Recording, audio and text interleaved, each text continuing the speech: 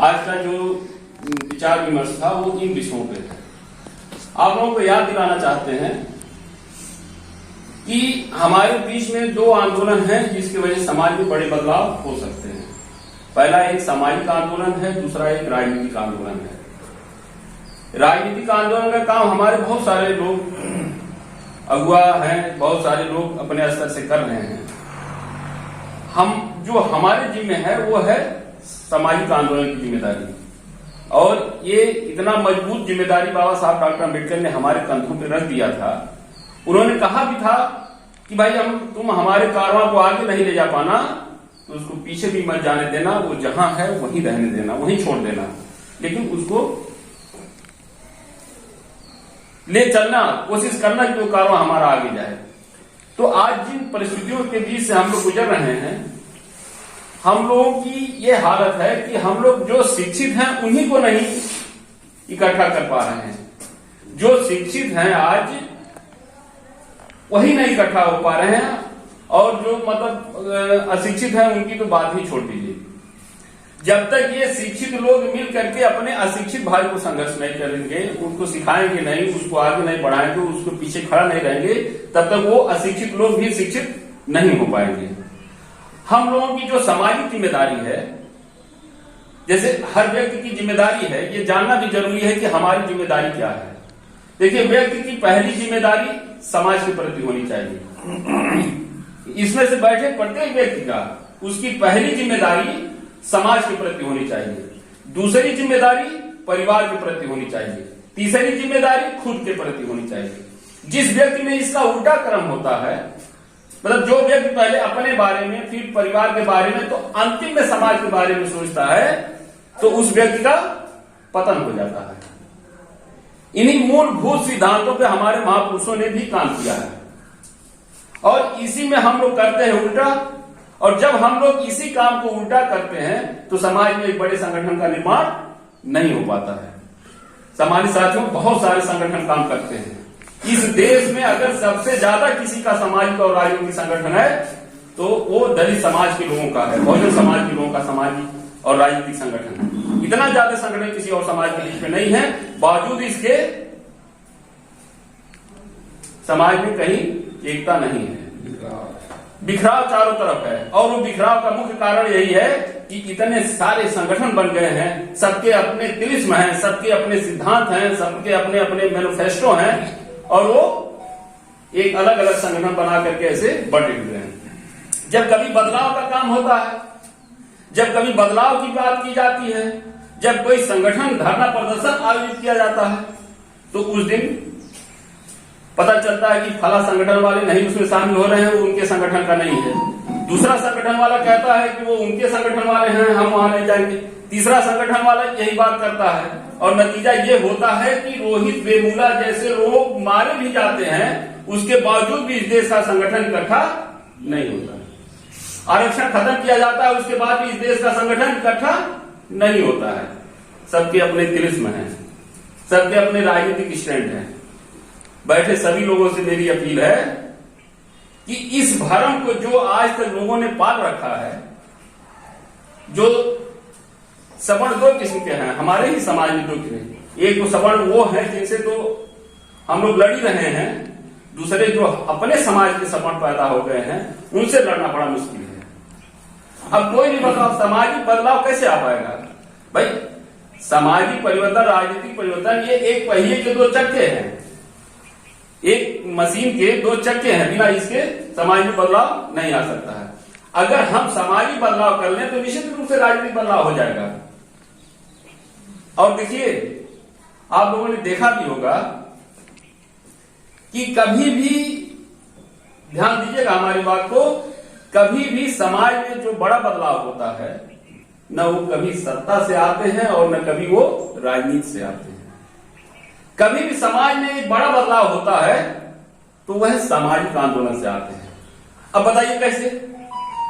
गौतम बुद्ध जब जिस देश के राजा थे, उनके पास एक बहुत बड़ी सियासत थी, बहुत बड़ी रियासत थी उनके पास, और उसके वे चक्रवर्ती राजा थे। उनके पिताजी, क्या है भाई, डिस्टर्ब हो जाता है, गड़बड़ हो जाता है। वो चक्रवर्ती राजा थे। चक्रवर्ती राजा होने के बावजूद वो चाहते तो बौद्ध धर्म को अपने पिता से कह करके अपने गद्दी पे बैठ के पूरे राज्य में लागू करवा सकते थे, लेकिन भगवान गौतम बुद्ध जानते थे कि उसका दायरा बड़ा संकुचित होगा। इस वजह से सबसे पहले उन्होंने सत्ता छोड़ा, परिवार छोड़ा और आज बौद्ध धर्म को पूरी दुनिया का सबसे बड़ा धर्म बना दिया। यही आप देखिए, नेपाल का माओवाद को देखिए आप।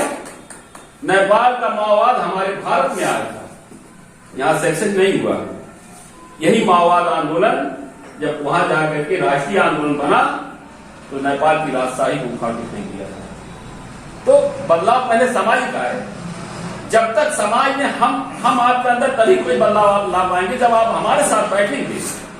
अब पता चलेगा आप ही हमसे दूर दूर भागेंगे, आप भी अपने आप को योग्य समझ रहे हैं, हम भी अपने आप को योग्य समझ रहे हैं, हम भी समझ रहे हैं कि संगठन के हम भी बहुत बड़े मालिक हैं, आप भी समझ रहे हैं, तो बदलाव नहीं आता है। इस नाते हम लोगों के समाज में, देश भर में अब देखिए आरक्षण को तरह तरह से काट रहे हैं और लाखों संगठन हैं। जगह जगह दलितों के साथ जुल्म जाति हो रहे हैं और इस देश में लाखों संगठन हैं। कोई थाने नहीं सुन रहा है, किसी संगठन की कुवत नहीं, किसी एक आदमी को लेकर के थाने चले जाए, संगठन लाखों है। तो हमारे यहां संगठनों में जो एकता नहीं है वो एक गंभीर चिंता का विषय है। और इसी के चिंता की वजह से आज का ये बैठक आयोजित किया गया था। बड़े भाई से बात भी हुई इसी को लेकर के कि भाई हम लोग कम से कम कुछ न कर सके तो कम से कम इतना तो करें कि जब कभी भी हमारे समाज के, इस पूरे देश भर में जब कभी भी हमारे समाज पे कभी कोई आफत आए, कोई परेशानी आए, हमारे समाज के हक और अधिकारों पे कभी कोई हमला हो तो कम से कम हम भी झंडा लेकर के सड़क पे रहे, हमारे समाज के लोग भी झंडा लेकर के सड़क पे रहे। लेकिन ये काम अब किसी अकेले एक आदमी के साथ, एक आदमी करने से होगा और न एक आदमी कभी उससे होगा। तो यहां बैठक सभी लोगों की जिम्मेदारी, जैसे बैठक है तो फोन सिर्फ रमाकांत ही करेंगे ऐसा नहीं है। ये बैठक जब यही जिम्मेदारी, यही सामाजिक जिम्मेदारी में स्वीकार करने की वजह से आज ये समाज का बुरा हाल है। हर मिनट में अगर कहीं न कहीं कोई अत्याचार, बलात्कार, हत्या किसी की होती है तो वो दलित समाज का होता है। लेकिन अब हम लोग चूंकि शहर में हैं, अच्छे से मिल रहे हैं, सबसे सारे लोगों से मिलजुल रहे हैं, किसी भी चीज का वो नहीं हो रहा है। कभी भी हम लोग उस तकलीफ को देखे नहीं तो इस नाते समझ में नहीं आता है। लेकिन आप लोगों से निवेदन है कि अगर उस तकलीफ को आप नहीं देखे हैं तो समाज में रोज देख रहे हैं, पढ़ रहे हैं, समझ रहे हैं, तो उसके लिए आप भी कुछ न कुछ योगदान समाज के लिए होना चाहिए। किसी भी संगठन का है, अगर वो हमारे समाज से संबंधित है तो हम भी उसमें झंडा बदार रहेंगे, बने रहेंगे उसमें। ये ऐसी भावना बनाए रखनी है। अब पता चलता है ये जैसे अच्छा ये जो बिखराव है, ये बिखराव बड़े स्तर पे तो है, बड़े स्तर से शुरू हुआ ये बिखराव, अब वो निचले स्तर में आ गया है। अब बड़े स्तर पर भी संगठन नहीं है, निचले स्तर पर भी संगठन नहीं है। बड़े स्तर की ये हालत है, जब कोई एक सामाजिक आदमी आया, समाज का 2-4-10 आंदोलन करके और 10-20, 2-400, 1000 लोग उसको जान लिए, बस तुरंत वो एक पार्टी बना लेता है, हमारा एक राजनीतिक पार्टी बन गया। यही देखिए और सारे लोग हैं, उनके पास सैकड़ों हजारों सामाजिक संगठन है, लेकिन वो सिर्फ एक पार्टी के लिए काम करते हैं, जैसे अभी वकील साहब ने बताया। तो ये बिखराव जो शुरू हुआ ये बड़े स्तर से, तो हम लोग यहाँ बैठे सभी BA में पास आदमी है, सभी समाज राजनीति को भली बात समझते हैं, उस पर काम करते हैं। तो यह बिखराव कम से कम हमारे यहाँ न रहे, इस नाते हम लोग ये प्रयास कर रहे हैं कि भाई हमारे यहाँ जब भी कोई हो, जब भी कोई बात हो, हम लोग भी सड़क पे रहे। हम लोग तलाशते हैं आदमी को, किस आदमी को पकड़ करके ला करके आंदोलन कराया जाए, और पता चलता है एक भी आदमी खड़ा नहीं मिलता है। तो समाज साथियों, ये गंभीर विषय है और हम लोग विशेष रूप से आहत हैं। क्योंकि आहत इस नाते हैं, क्योंकि हम लोग फर्स्ट लाइन पे रहते हैं, जब भी समाज में कहीं कोई चीज होता है तो तुरंत लोग आते हैं और पता चलता है समाज में कहीं कोई वो है, और वो सब वोट वाले थे, वो आए अपना और वो अपना चुनावी उत्सव मनाए और फिर वहां से फिर निकल दिए, फिर समाज हमारा लवारिस हो जाता है। तो कम से कम हमारे यहाँ इस तरह का कोई ऐसा संगठन सक्रिय जरूर रहे, कभी भी किसी दलित मजलूम कमजोर आदमी के ऊपर अगर कोई अत्याचार होता है तो हम लोग सैकड़ों और हजारों की संख्या में उसके साथ चल करके उसको न्याय दिलाने का काम करें। ऐसी जागरूकता की जरूरत हमारे। तो इस संदर्भ में पूरी कार्य योजना हम लोगों ने साथी रमाकांत जी को दिया भी था कि भाई इस संदर्भ में पूरी कार्य योजना बताइए, तन मन धन से न केवल आपके साथ चलेंगे बल्कि हर स्तर पे जहां आपका निर्देशन होगा। मैं ज्यादा वादा तो नहीं करता हूं आपसे, लेकिन मैं आपसे इतना वादा जरूर करूंगा कि अगर 12 बजे रात को भी हमारी जरूरत है तो 12 बजे रात को आपके पीछे खड़ा होगा आदमी मैं मिलूंगा। लेकिन नेतृत्व प्रभावशाली होना चाहिए, आम लोगों तक हमारी पहुंच होनी चाहिए और आम लोगों तक हमारा होना चाहिए। अभी बहुत सारे लोग आकर के गंभीर विषय में बात करते हैं। देखिए, गलती दोनों तरफ की है, गलती नेतृत्व करने वाले की भी है और गलती जनता की भी है। लेकिन जो जनता की गलती है वो उसको हम गलती इस नाते नहीं मानेंगे कि वो गंवार है, अज्ञानी है, पढ़े लिखे नहीं है। लेकिन जो नेतृत्व करने वाले लोग हैं उनकी ये जिम्मेदारी बनती है कि वो समाज में एक अच्छा परफॉर्मेंस पैदा करें। मैं एक घटना का जिक्र करना चाहूंगा। साहू जी महाराज के राज्य में एक अंग्रेज जज था, एक पेशकार था। उसने साहू जी महाराज को चिट्ठी लिखा एक दिन जज ने कि महाराज जो आपने पेशकार हमको दे दिया है उसको अंग्रेजी नहीं आती है।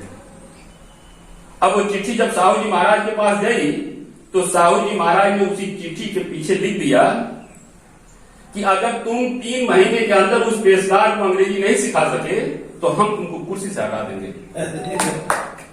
फिर वो चिट्ठी जब जज के पास आई तो जज घबरा गया।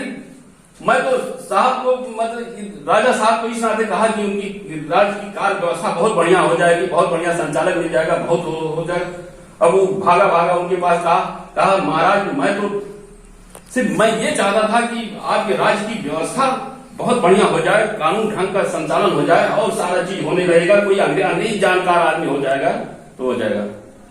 तो राजा साहब ने कहा कि तुम कितने विद्वान आदमी हो कि तुम अपने पेशकार को अंग्रेजी नहीं सिखा सकते हैं। इसका मतलब है तुम विद्वान नहीं हो और जाओ 3 महीने के अंदर उसको अंग्रेजी सिखा के लाओ वरना तुम उस कुर्सी से हम हटा देंगे। और वो जज गया, उस पेशकार को 3 महीने के अंदर अंग्रेजी सिखा करके ले आया। अगर हम अपने समाज के लोगों को अंग्रेजी नहीं सिखा पाए हैं, हम अपने समाज के लोगों को आंदोलन करने के लिए नहीं सिखा पाए हैं, तो ये गलती उस समाज की नहीं है, ये गलती हमारे आप जैसे बैठे सभी लोगों की है। ये गलती हम सब की है। न ये गलती रमाकांत जी की है, न ये गलती पूज्य भंते जी का है, न ये गलती चाचा का है, न इसमें बैठा किसी का गलती नहीं। इसमें गलती हमारी है क्योंकि हम एमए पास हैं, बीए पास हैं, इंटर पास हैं, हाई स्कूल पास हैं और जिनकी बदौलत पास हैं आज उनके लिए हम लोग क्या करते हैं, जैसा खुद मूल्यांकन करिए अपने काम का, समाज के लिए क्या करते हैं। तो ये हमारी गलती है, हमने समाज को आंदोलन लायक नहीं बना पाया। ये हमारी गलती है कि हम अपने समाज को सड़क तक उतरने के लिए नहीं ला पाए। ये हमारी गलती है कि हम अपने समाज को अंग्रेजी नहीं सिखा पाए।